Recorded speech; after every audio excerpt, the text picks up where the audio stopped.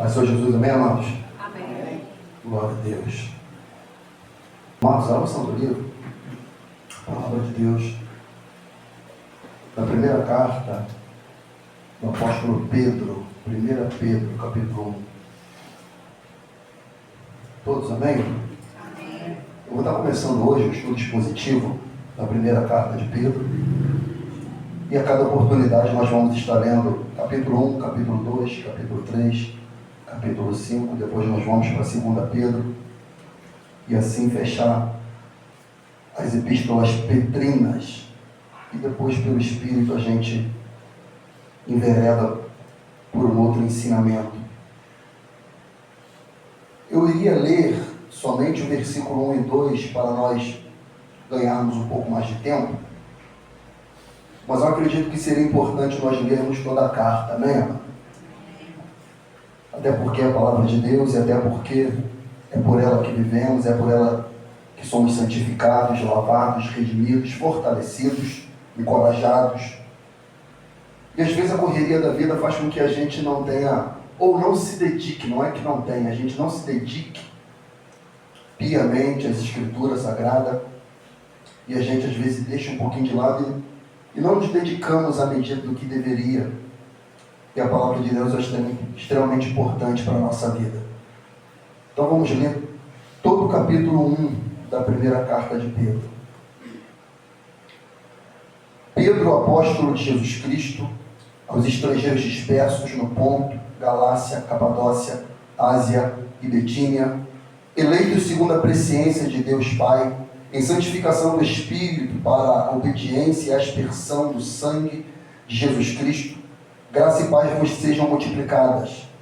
Bendito seja o Deus e Pai de nosso Senhor Jesus Cristo, que segundo a sua grande misericórdia nos gerou de novo para uma viva esperança, pela ressurreição de Jesus Cristo dentre os mortos, para uma herança incorruptível, incontaminável e que não se pode murchar, guardada nos céus para vós, que mediante a fé estáis guardados na virtude de Deus para a salvação, já prestes para se revelar no último tempo, em que vós grandemente vos alegrais, ainda que agora importa, sendo necessário que estejais por um pouco contristado com várias tentações, para que a prova da vossa fé, muito mais preciosa do que o ouro que perece e é provado pelo fogo, se ache louvor e honra e glória na revelação de Jesus Cristo, a qual não havendo visto, há mais, no qual, não vendo agora, mas crendo,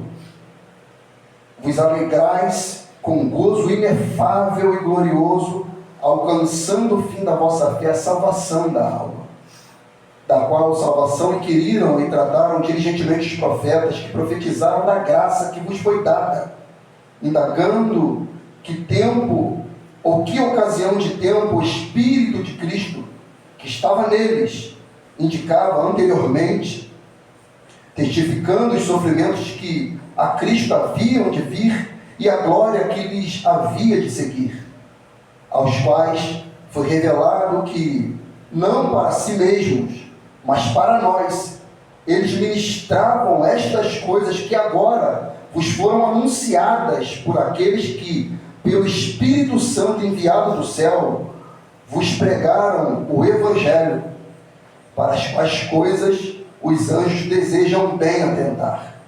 Portanto, cingindo os lombos do vosso entendimento, sede sóbrios, e esperai inteiramente na graça que vos ofereceu na revelação de Jesus Cristo, como filhos obedientes, não vos conformando com as concupiscências que antes havia na vossa ignorância, mas começando aquele que vos chamou, sede vós também santo em toda a vossa maneira de viver. Porquanto escrito está, sede santo, porque eu sou santo. E se invocai por paz aquele que sem acepção de pessoas julga segundo a obra de cada um, andai em temor durante o tempo da vossa peregrinação, sabendo que não foi com coisas corruptíveis como prata ou couro, que fostes resgatados da vossa vã maneira de viver, que por tradição recebeste dos vossos pais, mas com o precioso sangue de Cristo, como de um cordeiro imaculado e incontaminado, o qual, na verdade, em outro tempo foi conhecido ainda antes da fundação do mundo, mas manifestado nesses últimos tempos por amor de vós.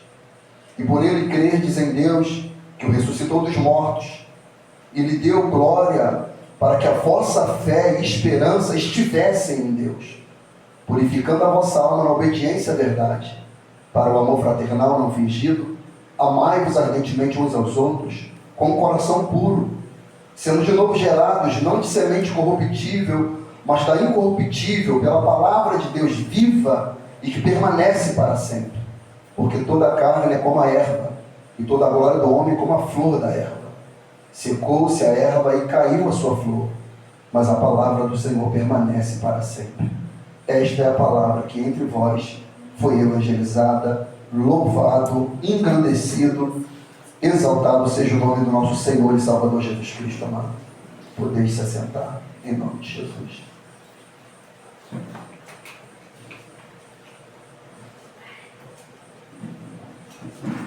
Irmãos, só o fato de ler essas palavras e de repente tentar mergulhar nas verdades contidas nessas palavras e o sentimento envolvido nessas palavras aqui do apóstolo Pedro, que é uma carta universal, diga-se de passagem, muito me emociona.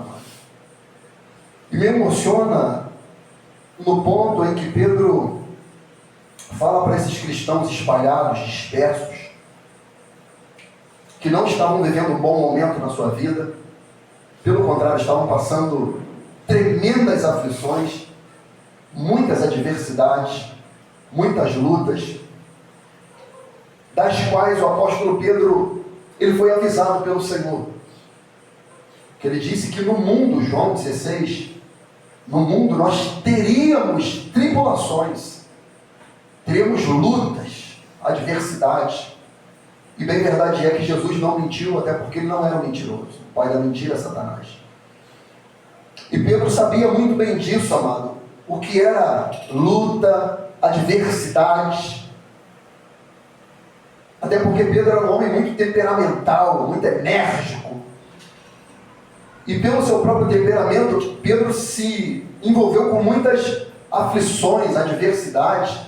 Adversidade na família, por exemplo, a sogra de Pedro enferma, ele já crendo no Senhor e vendo o poder do Senhor, ele chama o Senhor para que vá à sua casa.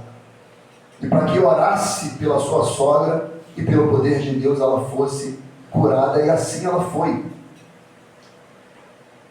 Aí você pode falar, mas poxa, Pedro chamou Jesus para ir orar a sogra dele com uma febre. É porque uma febre hoje dificilmente mata, mas no tempo de Pedro matava. E às vezes até aquilo que nós, amados, achamos na luta do irmão, que seja uma coisa ínfima, aos olhos do Senhor ele tem cuidado. O Senhor ele se atenta para todas as nossas adversidades, amado. O Senhor ele se atenta para cada luta que a gente venha a ter. Ele se importa. Ele se importa. E Pedro fala assim, olha só, o qual vocês não vendo, mas creis.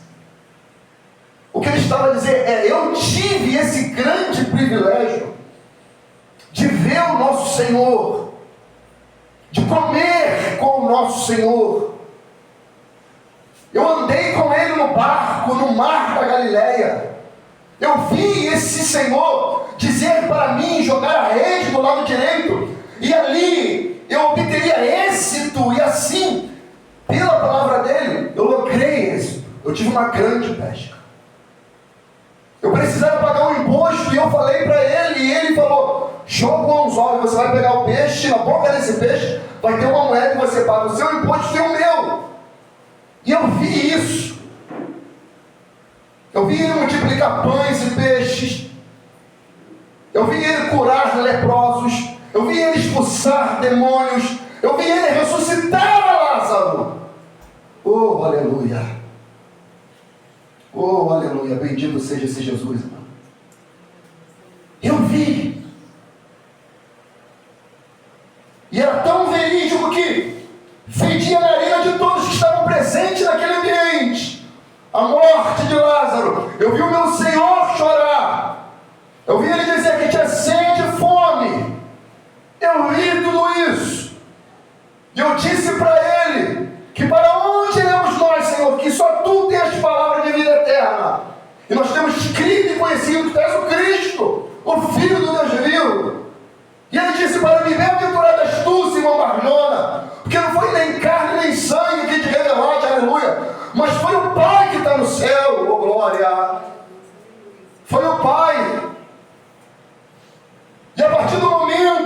em que por alguma fração e milésimo de segundo eu me emocionei, eu me orgulhei, eu deixei a vaidade adentrar no meu coração. Satanás tomou lugar de guarida. O meu Senhor, o meu Mestre, o nosso Deus, o nosso Pai, ele começou a falar do seu martírio. Ele começou a dizer daquilo que Isaías tinha profetizado. E eu falei: Senhor, tenha dó de ti, isso não te acontecerá. E ele me repreendeu dizendo: para trás de mim, Satanás, porque não pensa nas coisas de Deus, mas nas dos homens. E quando esse meu Senhor foi levado ao Calvário, ao Gólgota, eu estava presente. E eu disse para ele na ceia que eu não o negaria. Eles poderiam negar, eu não. Porque eu sou firme, eu sou fiel, eu sou consistente. Mas falar é uma coisa, viver é outra. E quando Pedro foi colocado nesse grande dilema, perguntaram para ele: você anda com ele, você é um deles? Ele disse: eu não sou. Você é sim, a tua fala te denuncia. Eu não sou, eu nunca vi tamanho homem. E a Bíblia diz que Pedro sai daquele local e chora amargamente. A Bíblia diz, o original, meu irmão, diz que o choro de Pedro era um choro da alma, aquele choro incontrolável, aquele choro que você não consegue, irmão, conter as lágrimas, a expressão, aquele choro que você grita para não infartar. Era o choro de Pedro, o choro de arrependimento. Mas ainda assim, esse Pedro, o que ele faz? Ele volta a pescar. E ele leva algumas pessoas com ele. E o que eu aprendo com isso? E de repente isso pode servir para você, talvez não agora ou no futuro próximo.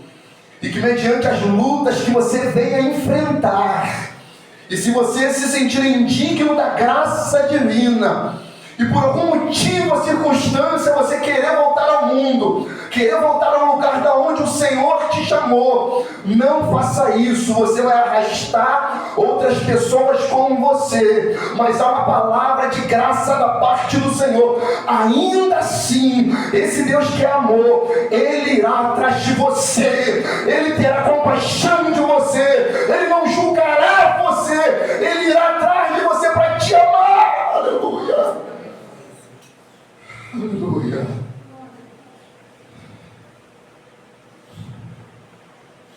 Ele foi atrás de Pedro. Esse Pedro. E Jesus chega e pergunta: tem peixe? Como quem diz: vamos recordar os velhos momentos, os bons momentos. Vamos, Pedro, tem peixe assado aí? A Bíblia diz que Pedro se joga no mar porque estava nu, despido, em pecado. Em pecado, ele fala: afasta-te de mim. A mesma coisa que ele disse na pesca milagrosa: afasta-te de mim, porque sou pecador. Afasta-te de mim. Afasta-te, Senhor. Tu és santo demais, tu és puro demais. Tu me matarás aqui. Pedro, tu me amas. Eu só quero saber se tu me amas. Eu te amo, Senhor. Tu me amas, Pedro. Eu te amo. Senhor, Pedro, tu me amas. A terceira vez, conforme ele tinha negado o Senhor 3 vezes. Senhor, tu sabe de todas as coisas. Tu sabe que eu te amo. Então só apacenta as minhas ovelhas, Pedro. Esse Pedro foi transformado, irmãos. Esse Pedro foi mudado. Esse é o autor dessa carta. O filho de João, irmão de André, que nasceu em Betsaida, viveu em Cafarnaum, casou, abriu uma empresa de pesca junto com André, seu irmão, os filhos de Zebedeu. E quando Jesus o encontrou, disse: me segue. Me segue.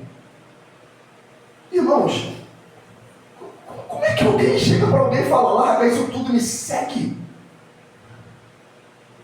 E a Bíblia diz que Pedro, sem questionar, sem indagar, ele larga tudo e segue Jesus Cristo, amado.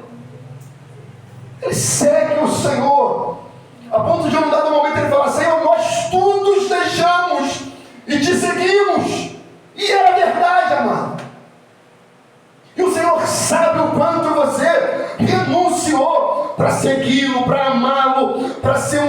discípulo, para ser um servo obediente. Ele sabe o que você deixou. Ele sabe o que você renunciou. Por amor a Ele, porque esse amor te alcançou. Esse amor foi até você.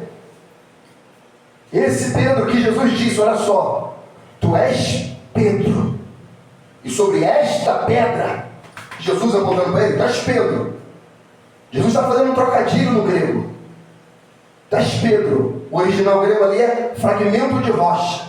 E sobre esta pedra, rocha, maciça, pujante, os montes de Sião, sobre esta pedra edificarei a minha igreja, as portas do inferno não prevalecerão contra ela. Ele está falando, você é o que é por causa de mim, você estará de pé por causa de mim, e você estando em pé, a porta do inferno não vai prevalecer sobre você.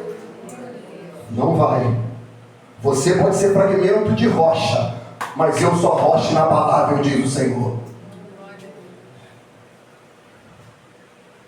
Tanto que Pedro sabia muito bem disso.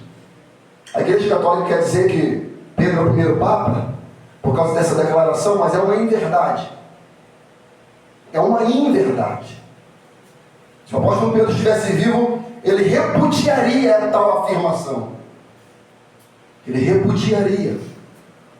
Porque Pedro, após conhecer o Senhor, após ler os profetas, após ler os salmos, ele sabia, quando Jesus diz que sobre esta pedra, ele, Cristo, ele está falando da rocha fundamental, a pedra de esquina.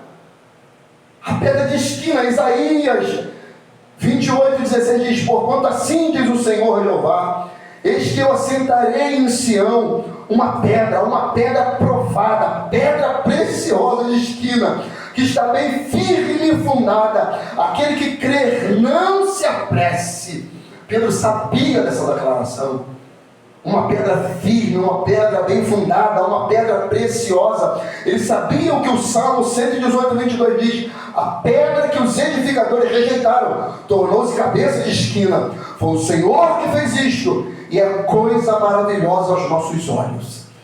Ele sabia que não era nada por ele, Pedro, mas era tudo por Deus e para a glória de Deus. Foi o Senhor que assim fez isso, amado. Foi o Senhor.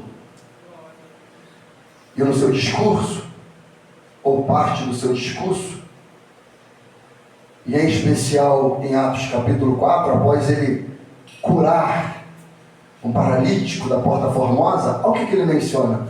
Atos 4:10. Seja conhecido de vós todos e de todo o povo de Israel, em que o nome do Senhor Jesus Cristo, o Nazareno, aquele a quem vós crucificaste e a quem Deus ressuscitou dos mortos, em o nome desse é que este está são diante de vós. Ele é a pedra que foi rejeitada por vós, os edificadores, a qual foi posta por cabeça de esquina. E nenhum outro há salvação, porque também debaixo do céu nenhum outro nome é dado entre os homens pelo qual devamos ser salvos. Então eles, vendo a ousadia de Pedro e João, e informados que eram homens sem letras, indoutos, se maravilharam e tinham conhecimento de que eles haviam estado com Jesus. Pedro tinha experiência. E aquele Pedro que era covarde, agora era audacioso, corajoso, destemido. Eu amo Paulo, que diz que ninguém pode pôr outro fundamento além do que já está posto, qual é Jesus Cristo. Não tem Pedro, não tem Papa, não tem Tiago nem João, nem Maria, nem muito menos José. É única e puramente e exclusivamente Jesus Cristo de Nazaré, o Filho de Deus. É só por Ele que nós temos a salvação, amado. É só por Ele. E mais ninguém. E mais ninguém. Eu preciso entrar nesse pormenor, até porque estudando essa carta, eu tenho um livro lá na minha biblioteca pessoal, que conta a história da igreja, fala um pouco sobre isso, mas aqui de informação, se você quiser estudar, Há um documento chamado Falsas Decretais de Isidoro, que conta minimamente quando se iniciou o papado em Roma. E eu vou ler rapidamente aqui um pouco sobre esse documento, para que você possa talvez entender, ou lendo esse documento você entenderá com mais facilidade. Ainda que o documento seja um pouco complexo e confuso, mas eu acho que é bem cristalino. Dá para se entender. Principalmente quem minimamente já estudou a história da igreja. No ano 800 foi forjado um documento na França chamado Falsas Decretais de Isidoro. Esse documento só tem um fundamento. É de recuar a historicidade do papado a Pedro. Contexto histórico desse documento. A história turbulenta do Império durante o segundo, quarto século criou as condições para o trabalho das falsificadores. Nos primeiros anos da década de 830, o imperador Luís, o Piedoso, foi deposto por seus filhos, mas recuou o trono logo em seguida. Bispos e arcebispos tiveram um papel preponderante de desenrolar os eventos ao aplicar penitências ao monarca por sua vida largamente pecadora, preparado assim o caminho para a disposição. Essa intrusão na alta política do reino se mostrou desastrosa para o clero, pois num rito sumário todos foram depois depostos e exilados. E o procedimento criminal da igreja era o maior interesse dos falsificadores. O papado só começou historicamente no ano 607, quando Forcas nomeou Bonifácio, terceiro bispo de Roma, como bispo primaz. No livro de Rui Barbosa, O Papa e o Concílio, diz que foi isso o maior embuste literário, esse documento, pois tentou dar legitimidade ao papado, que não tem fundamento doutrinário algum. O que eles queriam? Tirar o poder da mão do imperador e colocar esse poder na mão de uma liderança religiosa. E aí cada vez mais o Estado e a religião se fundiram, se tornaram uma coisa só. E como Pedro teve essa ligação, para que não ficasse simplesmente nos homens, vamos aplicar a Pedro como o primeiro Papa de Roma, onde não há fundamento nenhum. É por isso que Pedro inicia sua carta dizendo: Pedro, apóstolo de Jesus Cristo, aos estrangeiros dispersos no Ponto, Galácia, Capadócia, Ásia e Betínia. É interessante, entrando já na carta propriamente dita, que quando você lê Tiago, que é irmão do Senhor, ele diz servo. E Pedro, ele já fala, Pedro, apóstolo de Jesus Cristo, enviado, missionário, alguém delegado. Pedro aqui não estava dando uma carteirada não, amado. Porque se nós formos ler assim, parece que Pedro está dando uma carteirada, mas não é. Ele basicamente estava falando, eu só sou o que sou, eu só faço o que faço, porque Ele me enviou. Porque Ele me fez ser. Eu não sou porque eu quero, eu sou porque Ele me chamou para ser. Eu sou um apóstolo de Jesus Cristo. E agora ele está destinando essa sua carta a alguns irmãos. E ele é muito específico aqui em algumas cidades. E é importante nós sabermos por que ele fez isso aqui. Por que Pedro colocou especificamente aos estrangeiros, ele diz, dispersos no Ponto, Galácia, Capadócia, Ásia e Betínia. Por quê? Alguém tem uma sugestão? O porquê? Agora eu começo a trocar com vocês. Oi? Muito bem, por causa da perseguição. Alguém uma outra objeção? É nítido. Até porque ele diz dispersos. Mas olha, irmãos, olha como é que o Espírito Santo é. Olha o cuidado do Espírito Santo. Esses irmãos aqui do norte, leste, oeste, são os irmãos a quem o apóstolo Paulo, tanto na sua primeira e segunda viagem missionária, não alcançou. E por algum motivo, A fé chegou a esses irmãos, mas ninguém foi visitar esses irmãos. E Deus levanta o apóstolo Pedro para quê? Para consolar esses irmãos que foram dispersos por causa da perseguição. Paulo evangelizou o sul, que hoje é a Turquia. Aí Pedro vai para onde? Norte, leste e oeste. Visitar esses irmãos aqui que foram dispersos por causa da perseguição. E olha a característica, amado, desses destinatários dessa carta. Leiamos aqui com máxima atenção, 1 Pedro 1, versículo 1, Pedro, apóstolo de Jesus Cristo, aos estrangeiros dispersos no Ponto, Galácia, Capadócia, Ásia e Betínia. Até outro detalhe aqui, amado, por exemplo, o que é denominado São Jorge, ele nasceu na Capadócia, e que também era um servo do Senhor, e fizeram dele também o quê? Um ídolo, não é nem um santo, um ídolo. Fizeram dele também um ídolo, do qual, se estivesse vivo hoje também, repudiaria. Ele nasceu nessa região aqui, Capadócia. Aí Pedro diz: eleitos segundo a presciência de Deus Pai, em santificação do Espírito, para a obediência e a aspersão do sangue de Jesus Cristo, graça e paz vos sejam multiplicados. Aqui tem 3 características extremamente importantes que a gente deve atentar. Qual? Estrangeiros, dispersos e eleitos. Estrangeiros, dispersos e eleitos. Talvez de maneira consciente ou inconsciente, ele está falando da condição social, política e espiritual daquele povo. Agora, o que é um estrangeiro? O que é um estrangeiro? Define para mim aí. É simples. O que é um estrangeiro? O que Pedro estava querendo dizer acerca deles? Hein?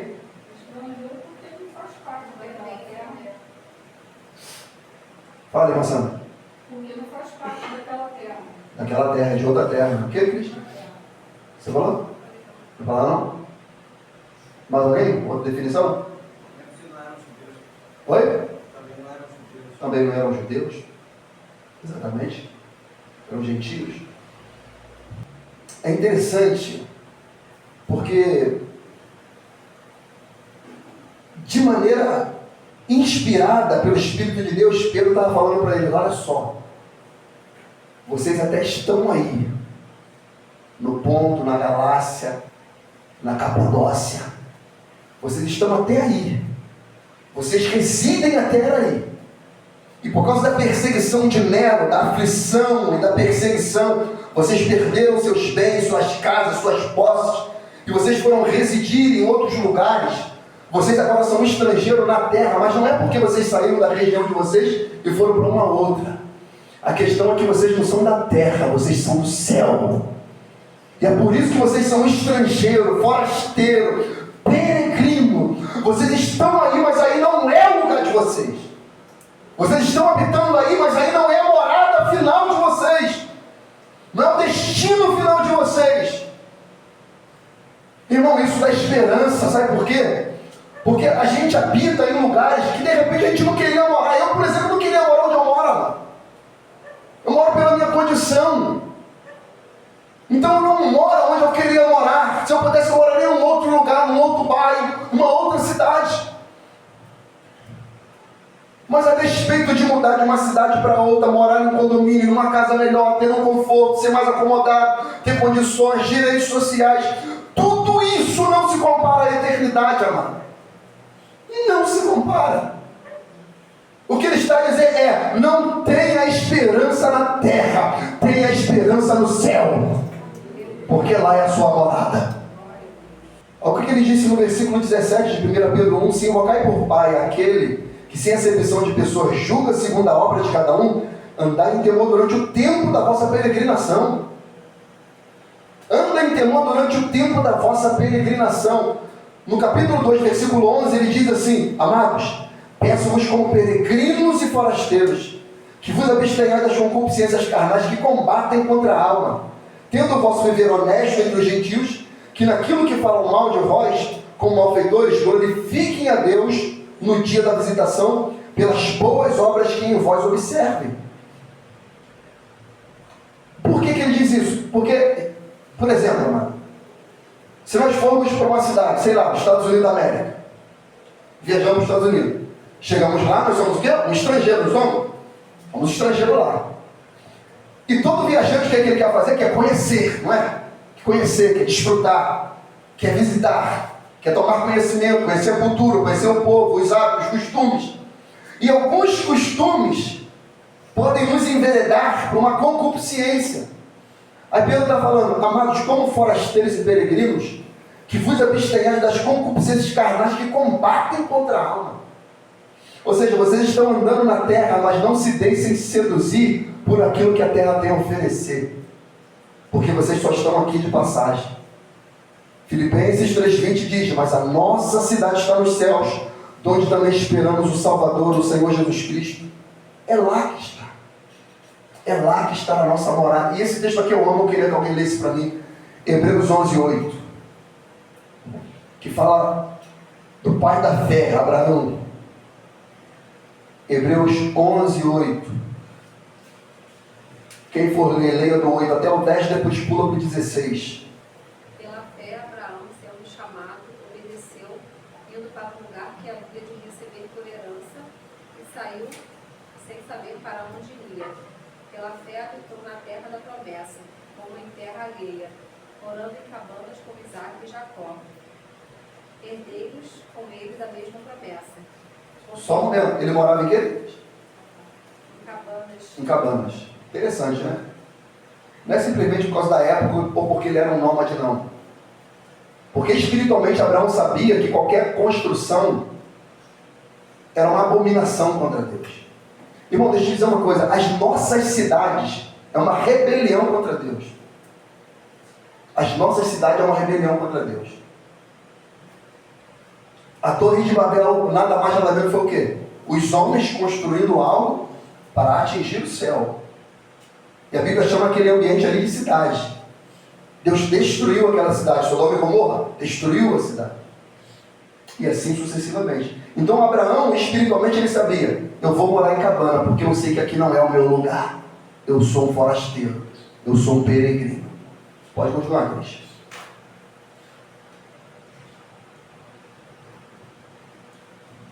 Versículo 10, Cris. Porque esperava a cidade que tem fundamentos, do qual o artífice e o construtor é Deus. 16. Mas agora desejam uma melhor, isto é, a celestial. Por isso também Deus não se envergonha deles, de se chamar seu Deus, porque já lhes preparou uma cidade. Amém. Deus já lhes preparou uma cidade, amado. E Deus é o artífice e construtor dessa cidade. Lúcio, meu amado, boa noite, querido. Bom descanso, querido. Obrigado por estar conosco. Então Abraão sabia disso. Abraão tinha consciência disso. Que Abraão só estava aqui de passagem. Era um peregrino, um forasteiro, um andarilho. Era um habitante do céu andando na terra. Sabia que aqui não era o seu lugar e não era a sua morada. Irmãos, nós temos que viver pela fé assim. Pela fé assim. Sabendo que nós só estamos aqui de passagem. E ele dá uma segunda característica: dispersos. Marcelo disse, pela perseguição. E assim foi a chamada diáspora. Que pela perseguição do imperador Nero, que era um déspota, um surtado, um louco, que ele tocou fogo em Roma. As 6 cidades de Roma literalmente acabou pelo fogo. E enquanto Roma pegava fogo, ele tangia a sua harpa. E se vestia como um artista e ficava cantando, vendo Roma pegar fogo. E o que ele fez? Acusou quem? Os cristãos. E uma perseguição ferrenha se desencadeou, mano, por causa da acusação de Nero. Agora, coloca-se no lugar dessas pessoas, amados. Porque invariavelmente, amado, no dilema, na hora do sofrimento, O questionamento vem, sim ou não? Vem, irmão.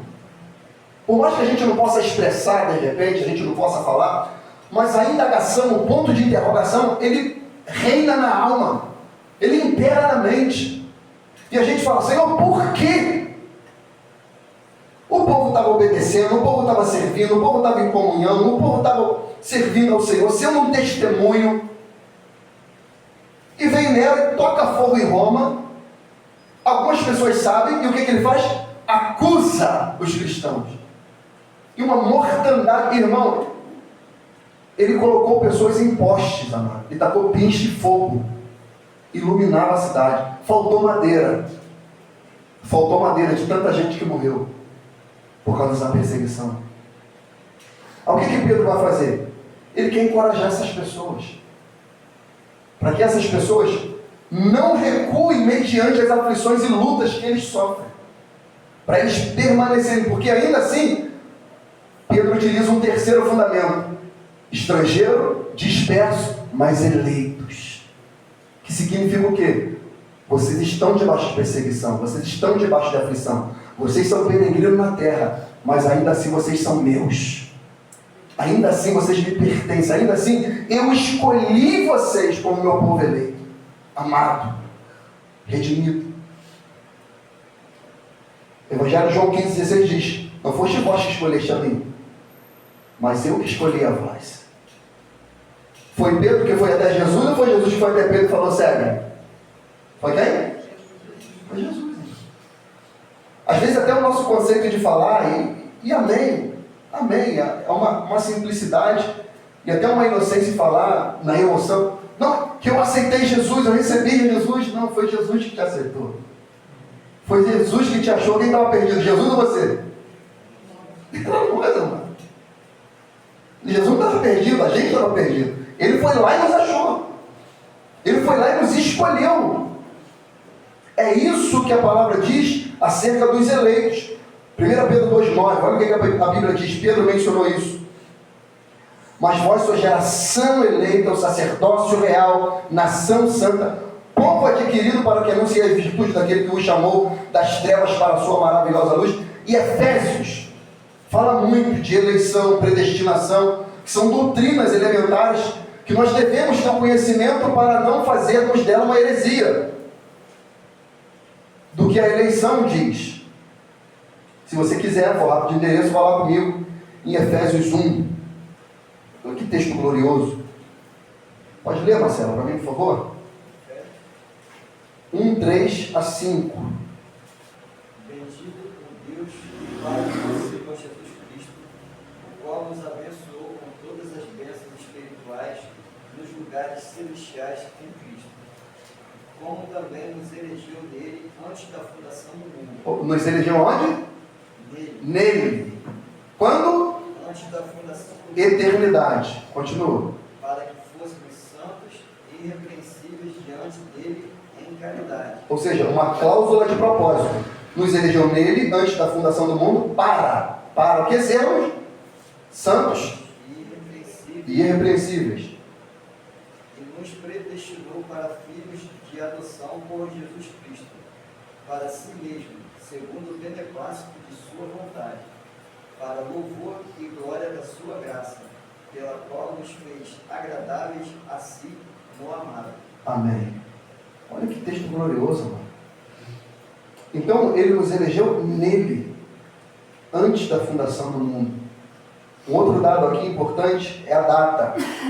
Por que a data é importante? Porque a data, ela relata um período histórico. Provavelmente a data escrita do apóstolo Pedro, é difícil você falar Pedro, você sempre vem na cabeça Paulo. Pedro e Paulo, Paulo e Pedro. A data provável foi de 63 a 66, 67. De 63 a 67. Por quê? Porque o apóstolo Paulo, a data provável de sua morte foi em 66. E quando essa carta chega nesses pontos que o apóstolo escreveu, mencionou, é muito provável depois da queima de Roma, que foi no ano 64. E a perseguição durou de 64 a quase 66. Então a possibilidade dessa carta ter sido escrita nesse período é muito grande, até porque ele relata muito questão de fogo, prova de fogo, aflição de fogo. Por que ele fala disso? Porque ele viu muitas pessoas serem queimadas. Pessoas morreram pelo fogo e a perseguição que Nero assim ocasionou. Agora uma coisa importante aqui, amado, que a gente tem que entender. Nós lemos lá em Atos capítulo 4, que quando Pedro prega, eles falam, eles não são iletrados e indoutos. A gente tem o pré-julgamento de entender que Pedro era um analfabeto. Sim ou não? Eu, a primeira vez que eu li isso daqui, eu falei, pô, então Pedro era um analfabeto. Primeiro, não era, porque ele tinha empresa de pesca. Ele sabia de negócio, tá? Não era. Quando diz que ele era iletrado e indouto, simplesmente quer dizer que ele não era um erudito, mas que ele era ignorante, que não tinha conhecimento. Não, até porque o período helenístico já tinha permeado já a Galileia e Betsaida. Então Pedro, ele foi influenciado pela Grécia. E o grego da carta de Pedro, você pode estudar isso aqui, ele é o mais erudito de todas as cartas. É o mais erudito. Agora tem um detalhe. Pedro não escreveu com uma única mão, ele teve um auxílio. E a própria carta menciona, eu queria que você lesse comigo. 1 Pedro 5,13. Olha o que Pedro diz. 12, vamos ao 12. 1 Pedro 5, 12 e 13. São dois detalhes importantes. O Silvano, vosso fiel irmão, então considero. Escrevi abreviadamente, exortando, testificando que esta é a verdadeira graça de Deus, na qual estáis resolutos. Saudai-vos a igreja que foi eleita, que está em Babilônia, e meu filho Marcos. Amém. Quem é esse Silvano aqui? Alguém estuda? Silvano? É. É o Silas que estava com Paulo aqui. Exatamente. Silas, o que ele era? Um grego. E Paulo diz que ele escreveu abreviadamente, exortando e testificando. Como irmão quem? Silas. Então Pedro escreveu e Silas também o auxiliou, como Baruque. O auxiliou a escrever. E Silas que andou com quem? Com Paulo, um poliglota, um erudito, alguém com uma das mentes mais brilhantes que existiu e já pisou nessa terra. Pedro teve o auxílio de quem? De Silas. E além do mais, o próprio Espírito Santo, não. Então, Pedro, ele não era simplesmente um ignorante, amado. Um indouto, um ignorante. Não, ele não era. Ele tinha muito conhecimento, ele sabia muito bem o que ele escrevia e com a perspicácia e capacidade e profundidade da qual escrevia. Eu quero agora dar uma corrida para a gente ganhar um pouco mais de tempo. Já vamos para o versículo 3 e vamos até o versículo 9. Fala, meu Marco. Eu tinha, logo assim que eu fui resgatado pelo Senhor, eu tinha uma dúvida muito grande sobre esse texto na palavra eleito, né? Porque eu não entendia segundo a presciência.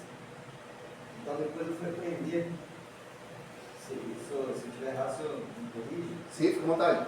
E não era que Deus escolhe uns Para ser salvos, outros para ir para o inferno.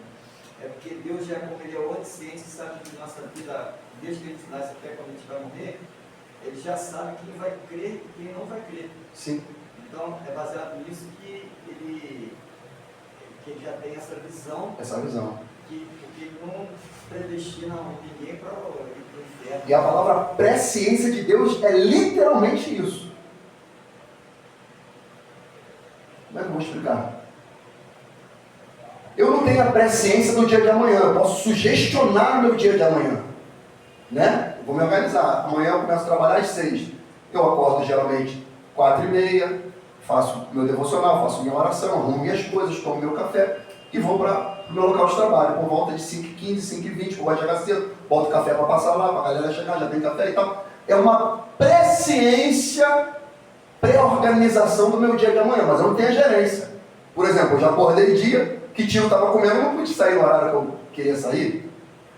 Mas agora, Deus está no amanhã? Tá. Deus sabe do amanhã? Sabe. Então ele tem uma presciência do amanhã.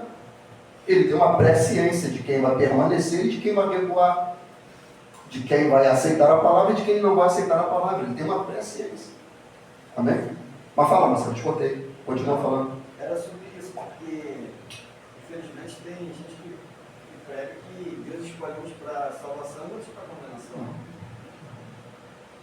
Ele não faz isso. Pelo contrário, ele dá a opção. Por exemplo, Deuteronômio, se eu não me engano, 30:15 ou 30:19. Eis que ponho diante de vós a vida e a morte, a bênção e a maldição. Escolhe, pois, a vida, para que viva tu e a tua descendência. Mas ele sabe. Mas o que ele dá? Opção. Você escolhe, amor. Você escolhe. Ele chamou Pedro. Pedro foi. Ele chamou João Henrique. João Henrique foi? Não foi. Na verdade, pastor, ele já dá essa opção, mas ele já sabe até que o senhor vai escolher. Já sabe. Ele já tem o conhecimento. Agora, por que Deus faz isso? Para ninguém ter o direito de falar, eu não tive oportunidade. Teve oportunidade. Teve oportunidade dada pelo Senhor. Amém, irmãos? Podemos seguir?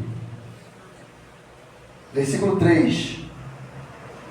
Bendito seja o Deus e Pai de nosso Senhor Jesus Cristo, que segundo a sua grande misericórdia nos gerou de novo para uma viva esperança pela ressurreição de Jesus Cristo dentre os mortos, para uma herança incorruptível, incontaminável e que não se pode murchar, guardada nos céus para vós, que mediante a fé estáis guardados na virtude de Deus, para a salvação, já prestes para se revelar no último tempo, em que vós grandemente vos alegrais, ainda que agora importa, sendo necessário que estejais por um pouco de tempo contristado com várias tentações, para que a prova da vossa fé, muito mais preciosa do que o ouro que perece, e aprovada pelo fogo, olha o que ele está dizendo, se achem louvor e honra e glória na revelação de Jesus Cristo, o qual, não havendo visto, olha isso aqui, a mais, no qual, não vendo agora, mas crendo, vos alegrais com gozo inefável e glorioso, alcançando o fim da vossa fé, a salvação do quê?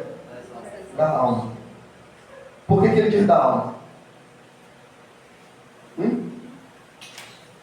Por quê? Porque a gente é corpo, alma e espírito. Separado de espírito, corpo, o espírito volta para Deus e a alma, se a pessoa não crê, ela pode ser condenada. E às vezes também o corpo vai perecer, vai morrer, mas a alma vai ser salva. Na glorificação, que é uma doutrina também, ela é interessante. O corpo vai ser ressuscitado, amém ou não? Nós cremos pela fé nisso, que o corpo vai ser ressuscitado. O fato dele expressar isso aqui é a salvação da alma, porque eu nunca vi, graças a Deus, e nem quero ver, amado, alguém carbonizado. Acho que morreu um rapaz agora aí num carro aí, que queimaram, carbonizaram o carro, acho que foi no Saco, não sei, ou no Vale das Pedreiras, não sei se a irmã Sandra ficou sabendo disso. Morreu agora recentemente aí. Eu nunca vi, graças a Deus. Ou pessoas carbonizadas, em rede elétrica, enfim. E nós somos, se eu não estiver enganado, 70% água. Então, quando a eletricidade vem, ou fogo, irmão, a gente suga e a gente fica pó, pequenininho, igual carro torrado, poeira. Então, esses irmãos que estavam sendo carbonizados pelo fogo da aflição, literalmente, o corpo era incinerado, mano. Então, Paulo está falando, olha só, para que a prova da vossa fé, versículo 7, muito mais preciosa do que o ouro que perece e aprovado pelo fogo, ele está falando, a fé de vocês é como ouro. Para tirar o ouro mais qualificado, o ouro de Ofir, é necessário colocar fogo para tirar as impurezas. Então, todas as nossas adversidades é para remover de nós impureza, que talvez a gente ache que não tenha, mas tem. Por mais valor que a gente possa ter. Mas ainda há impureza em nós. Então a aflição vem para quê? Para nos purificar. Aí ele menciona, se achem louvor e honra e glória na revelação de Jesus Cristo, o qual não havendo visto, o amais. Eles não viram o Senhor. Pedro viu, eles não, mas não, vocês não viram, mas vocês o amam. O qual não tendo vendo agora, ou seja, no meio da luta a gente fala, aonde está o Senhor? Cadê Deus nessa demanda? E vendo agora, mas ele diz, mas crendo, vos alegrais com um gozo inefável e glorioso, alcançando o fim da vossa fé, a salvação da vossa alma. Isso fala exatamente de muita fé. Muita fé. Muita fé. E agora, essa parte aqui que é interessante, amado. Vos alegrais com gozo inefável e glorioso. Se alegrar no meio das adversidades. Com gozo inefável e glorioso. Uma definição de inefável aí. Palavra bonita, né? Inefável. Oi? Diferente, né? Inefável. Paulo diz que ele viu coisas das quais não é lícita o homem expressar, dizer, que são coisas inefáveis, coisas gloriosas, magníficas, estupendas e glorioso. E a gente se alegra com isso, até no meio da adversidade. Quando você vira a página um pouquinho, olha só como é que Pedro ele fala muito de aflição, de fogo. 1 Pedro 2,11. Eu vou ler essa parte aqui, eu queria que o irmão lesse para mim, por favor. 2 irmãos. Lesse 1 Pedro 4,10 até o 16. E um outro lesse para mim, por favor. 1 Pedro 3,14 ao 17. Oi? Qual que você vai ler, irmão? 4,10? Isso. Quem vai ler 1 Pedro 3,14 em diante? Depois da animação.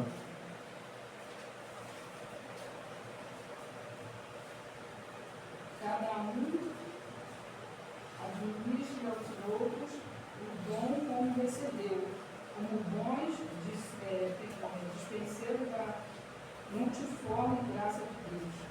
Se alguém falar, fala segundo as palavras de Deus. E se alguém administrar, administre segundo o poder que Deus dá para que em tudo Deus seja glorificado por Jesus Cristo, a quem pertence a glória e o poder para todos sempre. Amém. Amados, não estranheis a ardente prova que vem sobre nós para nos tentar, como se a coisa estranha vos acontece. Mas alegrai-vos no fato de seres participantes das aflições de Cristo, para que também na revelação da sua glória vos regozijeis e alegreis. E se pelo nome de Cristo sois vituperados, bem-aventurados sois, porque sobre vós repousa o Espírito da glória de Deus.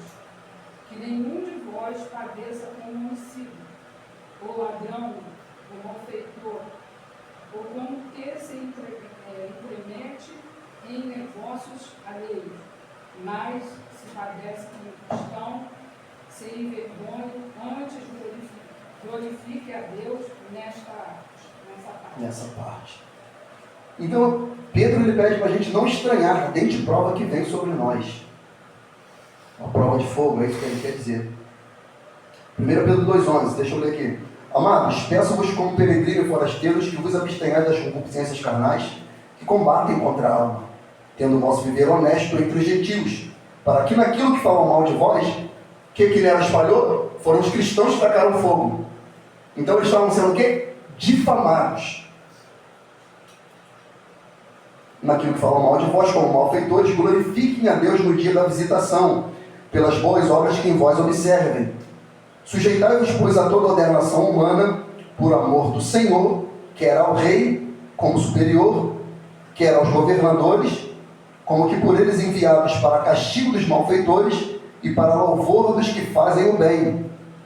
15. Porque assim é a vontade de Deus, que fazendo o bem tapeis a boca a ignorância dos homens loucos, como livres e não tendo a liberdade por cobertura da malícia, mas como servos de Deus, honrai a todos, amai a fraternidade, temei a Deus, honrai o rei, porque que glória será se pecando sois esbofeteados e sofreis, mas fazendo bem sois afligidos e sofreis, isso é agradável a Deus. Olha, irmão, fazendo bem sois afligidos e sofreis, isso é agradável a Deus. Não é que Deus se agrada no nosso sofrimento. Ele vê que a nossa fé está sendo inabalável no sofrimento. Isso agrada ao Senhor. 1 Pedro 3, 14 Alguém, por favor. Pode ver, não? Pode ler, minha irmã. Mas também, se padeceres por amor da justiça, sois bem-aventurados. E não temais com medo deles, nem vos turbeis. Antes, santificai a Cristo como Senhor, e em vossos corações estáis sempre preparados para responder com mansidão e temor a qualquer que vos pedir razão da esperança que há em vós. Até o 17. Tenho uma boa consciência que naquilo que falam mal de vós, como os malfeitores fiquem confundidos, e os que blasfemaram de vosso bom porte em Cristo. Porque melhor é que padeçais fazendo bem, e se a vontade de Deus assim o quer, do que fazendo mal. Amém.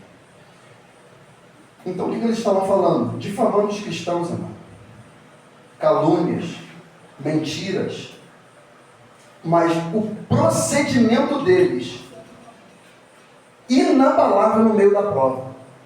Eu já li aqui aquele testemunho tremendo daquela criança, que ela também é morta carbonizada, e ela fala para a mãe não chorar.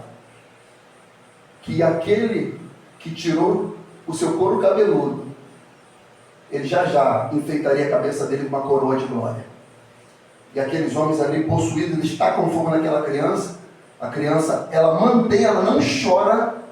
O texto da história diz que ela não chora. A mãe compõe um hino de louvor a Deus, começa a adorar o Senhor. Deus envia uma chuva e acaba com aquela coisa bizarra que estava acontecendo. Mas aquelas pessoas não negavam ao Senhor, irmão. Não negavam ao Senhor. E não era uma prova fácil, não era brincadeira, não. Era prova firme, prova dura. E eu aqui já vou estar terminando, Edgar, por favor. Vou ler o versículo 10 até o final.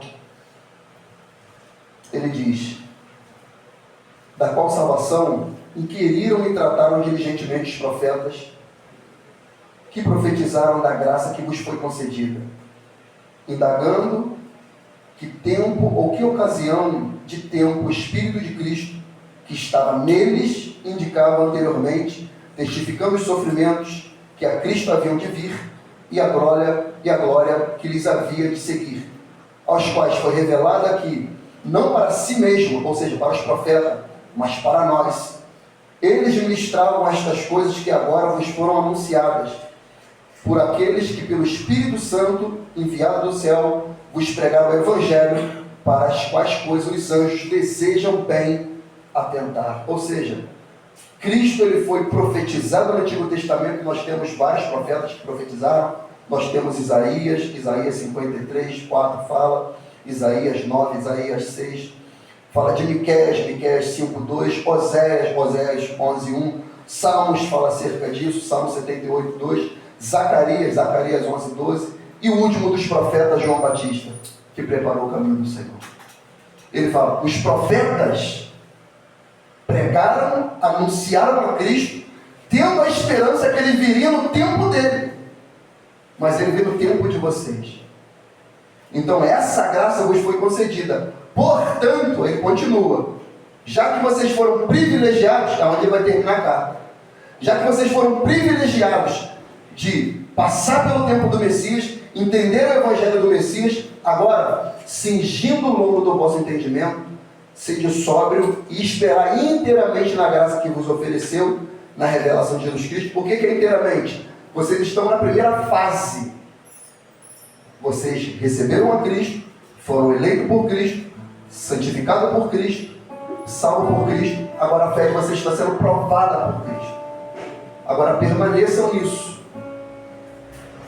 Como filhos obedientes, 14, não vos conformando com as concupiscências que antes havia na vossa ignorância, mas começando aquele que vos chamou, sede vós também santo em toda a vossa maneira de viver. Porquanto escrito está, sede santo, porque eu sou santo.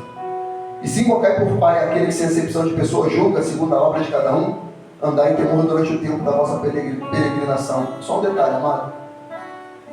Quando ele diz aqui, porquanto é santo aquele que vos chamou, sede santo em toda a vossa maneira de viver. Sabe o que Pedro está querendo dizer? O nosso padrão de santidade é Cristo. O nosso modelo de santidade é Cristo. A nossa referência de santidade é Cristo. É Ele que nós devemos se espelhar e imitar. Paulo falou, seja meu imitador como eu sou de quem? De Cristo. Efésios 5:1. Sede, pois, imitadores de Deus como filhos amados. 18.